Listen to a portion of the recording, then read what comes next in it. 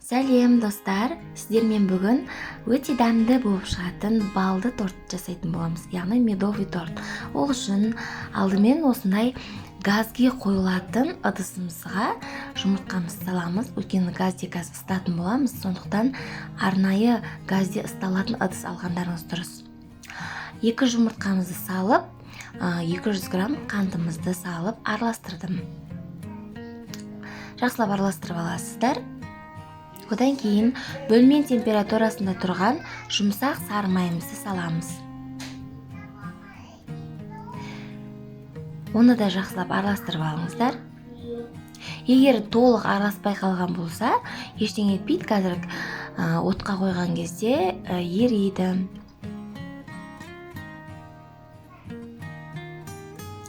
Одан кейін 3-4 қасық сүтімізді құямыз. Сосын 2 қасық балымызды саламыз.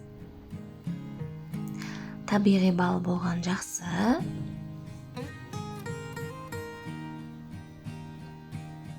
Жақсылап араластырып, осыны ең жай отта, қызып тұрған жай отта қатты қоймаңыздар, күйіп кетуі мүмкін. Жай отта үнемі қозғау арқылы отқа қоямыз.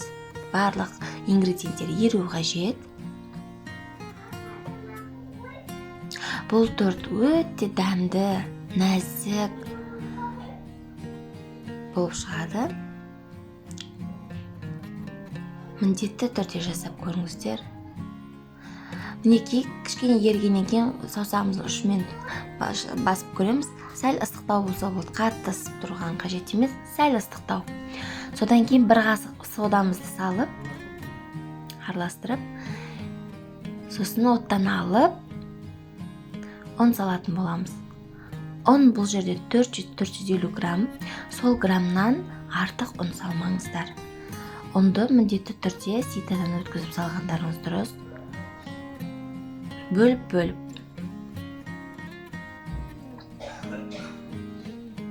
Қазір мен жарты ұнды салдым.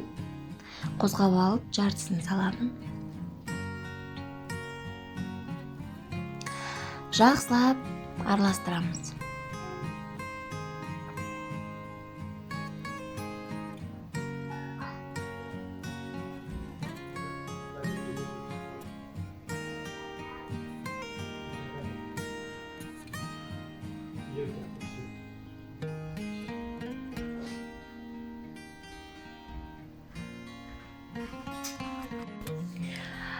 Қамыр өте жұмсақ, мына жерде қойытылған сүт сияқты, яғни сгущенка сияқты болып тұрады.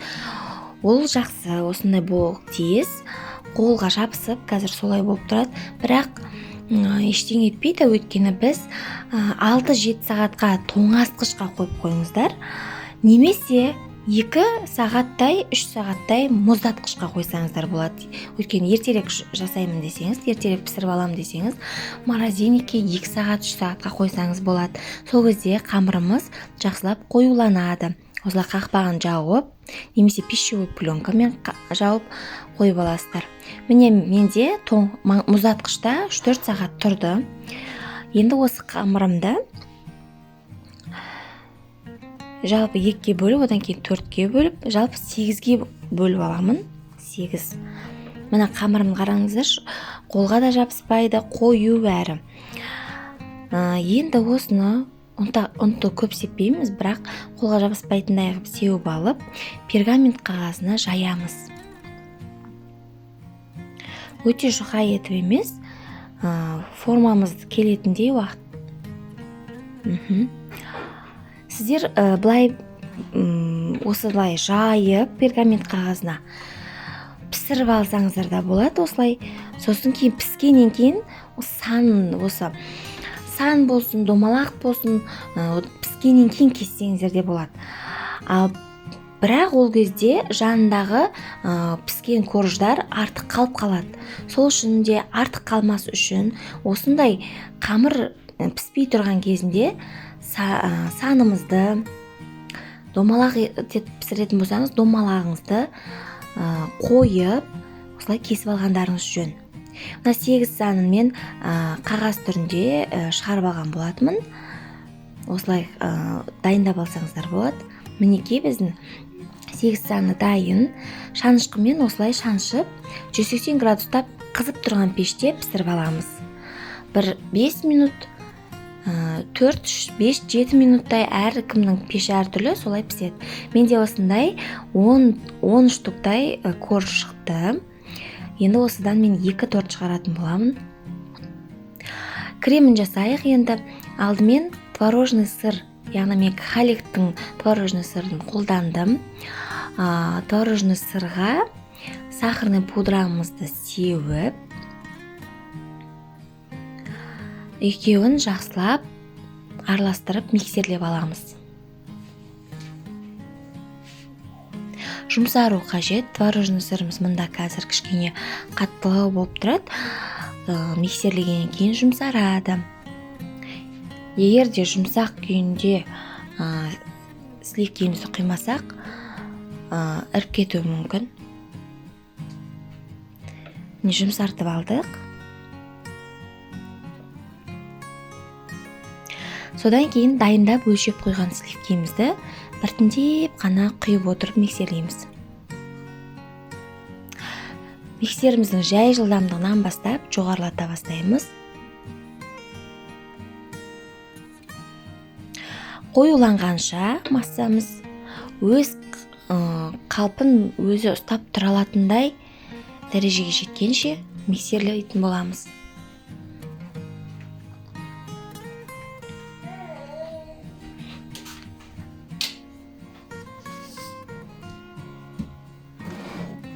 Міне қараңыздар, өз массасын өзі ұстап тұр.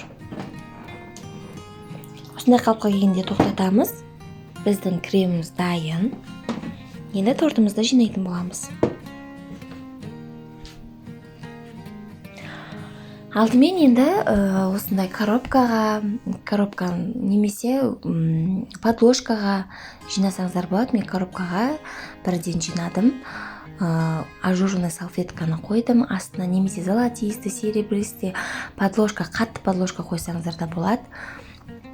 Осылай арнайы кондитерлік мешокқа менің насадкам 908 нөмірлі Вуйбайға арналған насадка, Вуйбайдың шариктерін шығарғанға. Сол насадканы салып, кремімізді құйып, осылай шариктер шығардым. Тортқа керек барлық ингредиенттердің мөлшерін видеоның астында қалдырып қоятын боламын.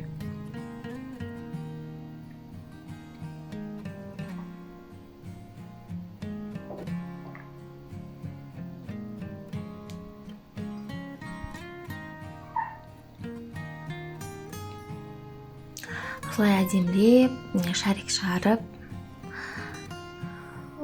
кремімізді жағып шығамыз. Бұлай емес, шарик емес, жай ғана кремімізді қасықпен салып, бетіне жағып, біртіндеп қойсаңыздар да болады кремін. Бірақ шарик шығарған әдемірек көрінеді.